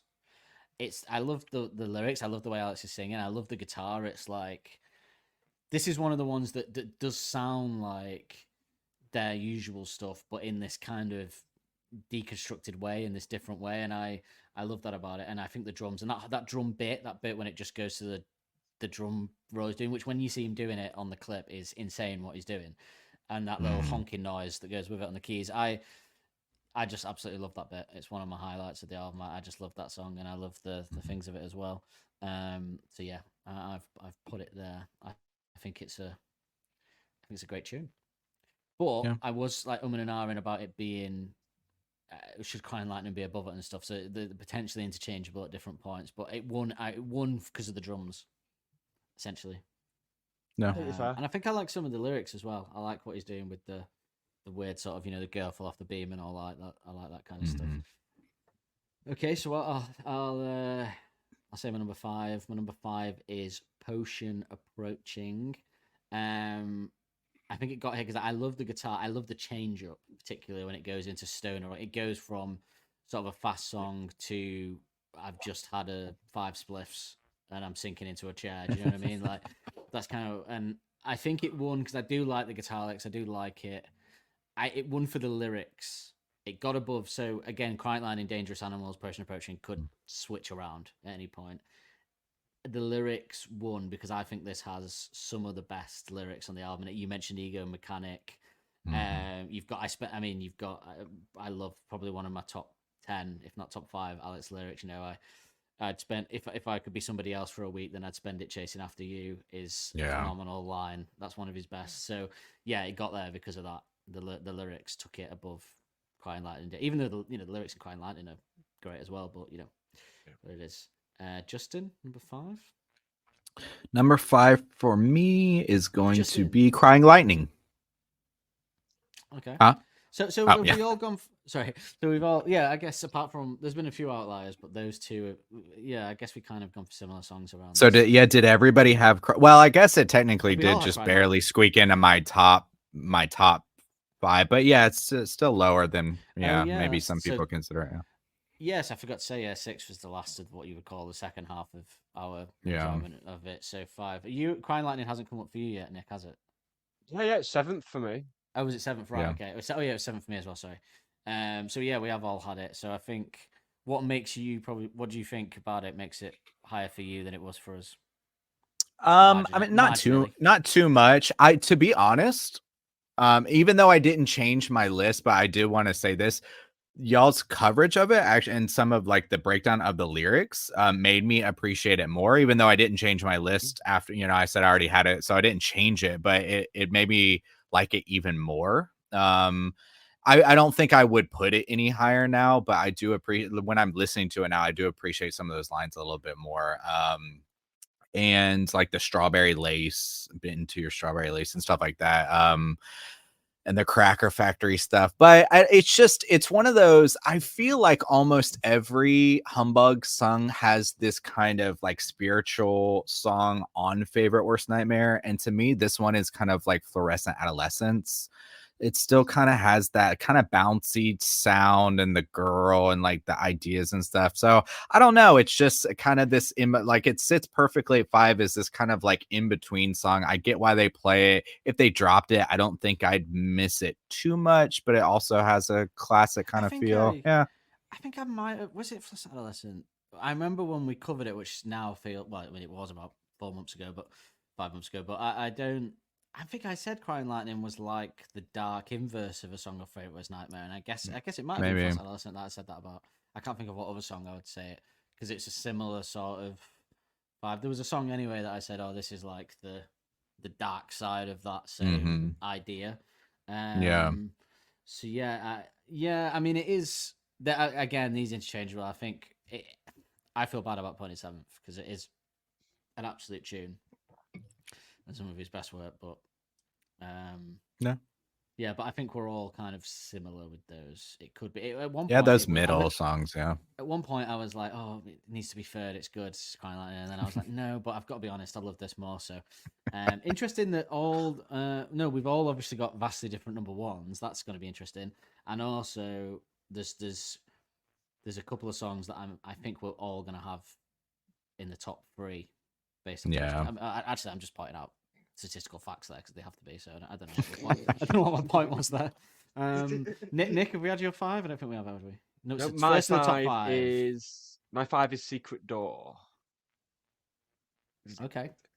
So when the album came out, this and My Propeller were my 2 favourites. In fact, Cornerstone didn't become my favourite until I saw it live on the Suck It and See tour. That was when the Corners. So same as Justin. It took a while for me with Cornerstone.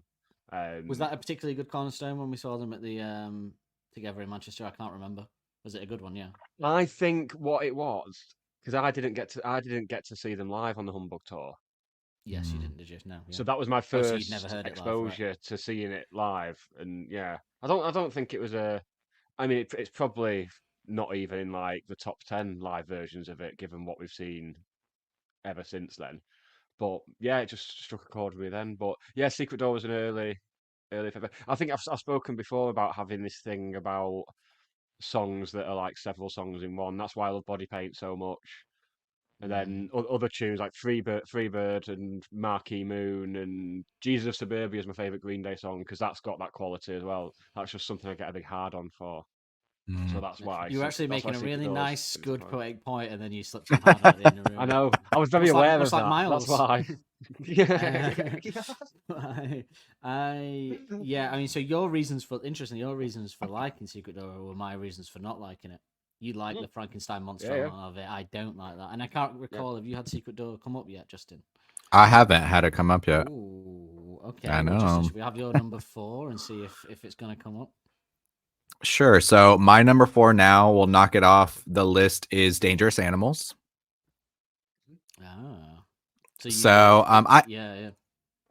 I have a very distinct memory of this song, and it's kind of stuck with me ever since that first time is they played it before this album came out or anything. I think it was the first time they debuted these songs other than Fire and the Thud on that acoustic set, but they played some festival where they played 4 songs. Most of them weren't even named at the time. It's when people were calling Potion Approaching Go-Kart. So they played Potion Approaching, Crying Lightning, Dangerous Animals, and I think Secret Door was the 4th one. And at the time when those songs were like, they were on YouTube, I guess, or whatever, I thought Dangerous Animals was going to be the lead single. Like, from their performance and the sound of it and the groove, I found it very catchy. Like I found it like the chorus like stuck in my head apart from those other songs, and I just thought like this is gonna be it. This is going to be the lead single, and was like really surprised when it wasn't. And then when the album came out, I still really loved it though, and thought maybe it would be like the 3rd single where My Propeller eventually came out, and it wasn't. And I was then shocked to find out people didn't like it. I don't know. I've always found it catchy and fun. Same. and got a fun groove to it, and the lyrics are good and fun. I don't know. It's just I don't know. I just like this one. Yeah. I agree, and I hate to have to put it at 6. I mean, it was 4th or 3rd for me for a while, but I think it is this album's Teddy Picker in its own way. It's got that fun, catchy that's guitar his spiritual successor for me too. Yeah, and which would make it this album's Fake Tales then, I guess, in a way. But it's there's always that one. There's always a song on each album until we get to Tranquility, because I would say Suck It and See's spiritual successor for this kind of track would it be Don't Sit Down, I guess? Would be the although if you're going to change it up melodically, you could say that She's Thunderstorms is, because it's got that kind of it's just a different, it's a guitar riff done in a different way, I guess. It's got that catchy guitar riff that takes the whole song through. But that thingy, and then I would say that Are You Mine is the ultimate version of that kind of guitar riff that takes a song through. I mean, I love all the songs, but Are You Mine is just, in my opinion, one of the greatest rock and roll songs ever made. So, but we will reveal that. Okay, so that was your number 4. 4. Nicholas. Mum. 4 is. I'll be in fact, even she doesn't call me Nicholas now. Even she's got over it. She calls 4 me for Daniel. me is. Oh, I knew that's going to happen. Fucking disgusting. Number 4 for me is Dance Little Liar. Number 4. Oh, okay. Yeah. Thoughts? Show you Again, working on the page. As we've discussed, occupies a similar space as Fire and the Thud. Does it a lot better. A lot better. And something that I've been very surprised that it didn't come back on the last tour. To be honest, I fully expected it to. Yeah, it could easily, couldn't it? It just hasn't. Or I think if it had done, it'd probably be even higher, as you will see from what I've got coming up. Is Humbug the album that gets shafted the most on the tours? On every tour, yeah. Yeah. They always play pretty busy. Yeah. You might get 3 songs. But doesn't Tranquility get that same treatment, or am I forgetting something? Yeah, that's true. 4 out of 5 in Tranquility, and occasionally you might get. It's a shame, because I think 1 Point Perspective should be a staple now, much like Crying Lightning and stuff. And I think Ultra Cheese should. Why the Ultra Cheese is in the set, I don't know. It's like, it's an incredible song, but yeah, I'm sure differing opinions on that. We can probably drop Snap out of it and Knee Socks by this point. I wish they dropped. Yeah, Snap out of it. I do love Knee Socks. Knee Socks gets me.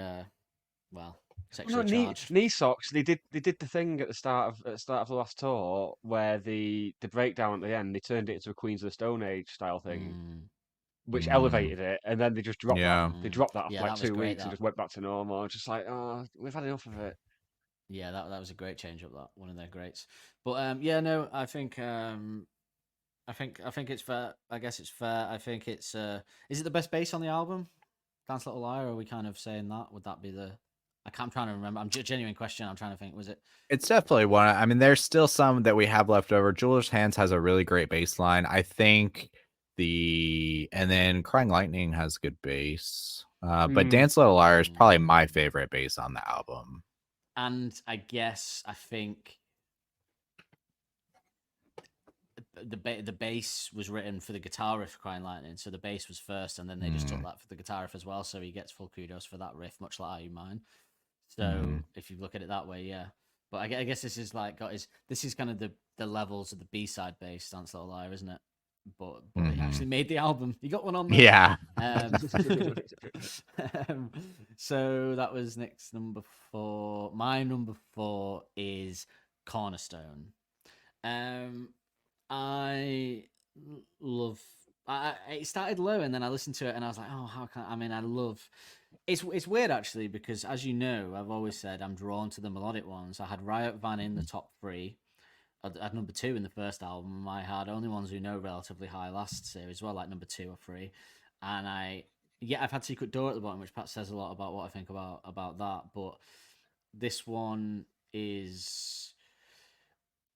You're right about it having that second C guitar licks. I see it as more Humbug. Although, can we all agree there is an acoustic guitar on this song, by the way? Because Nick. Oh yeah, but what I was getting at with that is that I don't see, because there's so much else going on. I don't see it as a mostly acoustic song. Unlike like driven by the acoustic guitar. You see, I do, but I guess that's just how you listen to it and interpret, isn't it? But I do listen to it and think that's the acoustic one. But there you go. That's what music interpretation is for, if that's what you can call what we do here. And yeah, Cornerstone. I don't like it being paired with Suck It and See. I know what you mean. Definitely by that, those guitar bits. That's classic Monkees melodic. Even number 1 Party Anthem stuff. That's the Monkees. The submarine sound, for example. That's variation there. Yeah. But I don't want an acoustic anyway near me. Suck It and See's. That's where the acoustic is the differing factor for me. I see the style of it because I'm pretty sure, unless I'm saying that and then there is one, but I don't think there is there. I think it's all, they don't go acoustic, they just go clean guitar and riffs, don't they, on Suck It and See? There's no. Yeah, that's interesting because some of the defining live sessions of the Suck It and See era were acoustic. Acoustic. My favorite ever Alex performance is him just doing it on acoustic, and he sounds great. But I'm just comparing the album rather than. Yeah, absolutely. Yeah. But yeah, he obviously wrote them on. Is there they don't use acoustic on the official Second and C recording? I can't think of one example of it whatsoever, unless I'm I'm forgetting one. But I know there's no acoustic on. No, I'm sure they just use clean. But I could be wrong. There could be one mixed in there. But this one, I see the different fact. The way Cornerstone is driven does fit onto Humbug for me. Also because it's odd. Do you know what I mean? You know how some of the look like Crying Lightning and stuff like that, it's odd. And when you actually think about this song, it's odd. It's an odd premise. The end is like a Twin Peaks kind of odd. Like it's like not really dark, but it kind of rubs you the wrong way. Yeah, like that whole, to get the idea of like getting off with you. I mean, again, I see it. There's a big thing. The big thing for me, and I said it in the episode, was people see this as a love song, but I see it as a breakup song. Yeah. It's a breakup song for me, not a love song. Or like an obsession song too. Yeah. It's like, being obsessed, which I have been there. Which usually comes with a breakup. Well, I maybe that's why, because around this album, about 2 years after I had broken up from someone, and I remember I took that breakup particularly bad because I was young and an idiot. But I took that breakup particularly bad and did something similar where you kind of trail around looking for in a weird way. So I always saw it as that obsession from a breakup when hoping to bump into them. Yeah, when it's so intense when you're younger, and all that. And then now I can't listen to it at the end without hearing that theory that the guy put that she's a prostitute. Ever since he said the phone to the middleman could be a pimp, I'm like, oh my God, you can call me anything you want. That's what a prostitute was. Oh, no, it was my theory. I saw it in we'll talk about that guy's theory. It was my theory. I saw it in a You're that show. guy. The guy said to the prostitute, didn't he? The woman said, I'll call you anything you want. And I thought, oh my God. But, so yeah, I just think it's dark twistedness. On Suck It and See, there's no dark twistedness on Suck It and See. So I couldn't have it anywhere near me. Suck It and See's for me. If we take out, no, I don't think there is any dark twistedness on Suck It and See, actually, is there? It's all quiet, love driven. I don't think All there's My any Own dark Stunts twisted- might be kind of dark and twisted, right? I mean lyrically, but yeah, I guess if there's one that The comes sound, closest to it, yeah, the sound is. I mean, the sound is kind of a bit humbuggy, if anything, isn't it? yeah. Queens of Stone Age, but Just swap them. I have some interesting I have some interesting thoughts on that song, perhaps when we get to it in terms of my thoughts on it. But yeah, so Cornerstone goes there for me. I love it. And I do think it is a step above. It's a classic Monkeys song. And again, this could be. I think I found a new love for it when he did it in 2013 with the orchestra at Glastonbury as well. I think that brought a new love to it. So yeah, And that version I do they love played that out ending. the episode with as well. Yes, yeah, that ending. Yeah, it almost makes you want the song to have an orchestra on it, doesn't it? You know what I mean? The swell, yeah. Yeah, You can I can almost hear the orchestra now. The swell is in the cornerstone. Yeah, it's so big. That's another thing on our Glastonbury coverage of the last Glastonbury. I think I'm pretty much certain now that we found out from one of our listeners that the last shows in Dublin had a orchestra. I'm pretty much in my head canon they had planned to have the orchestra at Glastonbury, but because of Alex's not being able to rehearse that week, they had to abandon it. I think, and that's why they had the random orchestra in Dublin because they wanted. Didn't someone post a picture of what was going to be the orchestra's set list? Yeah. And Hello You was on there. Which oh my god, and, bloody laryngitis! Oh no, that laryngitis cost us all that performance, and it cost the band having now have another reputation. Black mark from the British public, yeah, I think that was shit. Yeah, which is stop a shame. smoking, Alex. Although if you were a decent human being, you could think, well, at least they turned up and he did it rather than cancelling, even though he had a bad voice and they couldn't rehearse stuff. But no, that's so not those how we would look have at it here, cancelled. That's how you look at it in America, but we wouldn't look at it like that here. Don't Believe the Hype is hosted and produced weekly by Nick Lee and Dan Holt. The music used in the titles is royalty-free music courtesy of Les FM. Don't forget to subscribe on your podcast player of choice to be notified every Wednesday when a new episode is released. And if you want to help us out further, be sure to like and review to help make us more visible to like-minded souls. We will see you next week with more of the same.